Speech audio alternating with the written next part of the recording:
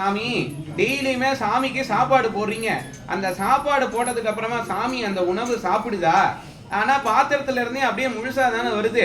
ஏன் சாமி சாப்பிடுதுன்னு சொல்லி ஸ்கிரீன் எல்லாம் போட்டு ஊதுபத்தி எல்லாம் காட்டி விளக்கெல்லாம் காட்டி அதுக்கு சாப்பாடு ஊட்டுறீங்களே, அது எதுக்கு அப்படின்னு கேட்டாராம். இன்னைக்கு நடத்தின பாடத்தை பத்தி சொல்லுடா அப்படின்னாராம். உடனே அவன் இருந்துகிட்டு, அவன் படிக்கிறதுலே பயங்கர இன்டெலிஜென்ட்டான பையன், நல்ல டேலண்டான பையன், அதனால படிச்சது எல்லாத்தையுமே சொல்லிட்டானா. நீ படிச்சது எல்லாமே தப்பு தான், நீ சொன்னது அத்தனையும் தப்பு தான் அப்படின்னு அந்த குருநாதர் சொன்னாராம். என்ன சாமி, நான் ஒரே ஒரு சின்ன வரி கூட ஒரு எழுத்து கூட விடாம நான் கரெக்டா சொன்னேன், எப்படி நீங்க இதை சொல்றீங்க அப்படின்னு கேட்டாராம். இல்ல நீ சொன்னதுல தப்பு இருக்கு அப்படின்னாராம்.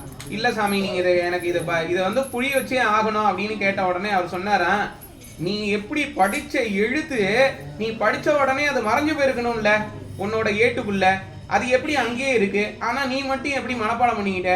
அது போலதான் உணவு என்பது அங்கேயே தான் இருக்கும்.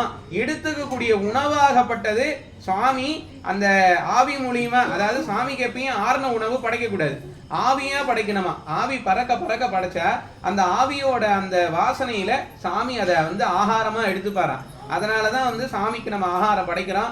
அதனால நீங்க எடுத்துக்கக்கூடிய பிரசாதமா இருந்தாலும் எல்லாத்துக்குமே காரணம் இருக்கு, நம்ம படைக்கிற விஷயங்களா இருக்கட்டும். இனிமேல் ஒவ்வொரு நாளும் ஒரு ஒரு பிரதோஷத்துல சின்ன சின்ன சின்ன சின்ன இது மாதிரி சின்ன சின்ன விஷயங்கள் உங்களுக்கு ஆன்மீக சொற்பொழிவுன்னு ஒரு சில விஷயங்கள் சொல்லலான் இருக்கேன். ஓகே தானே?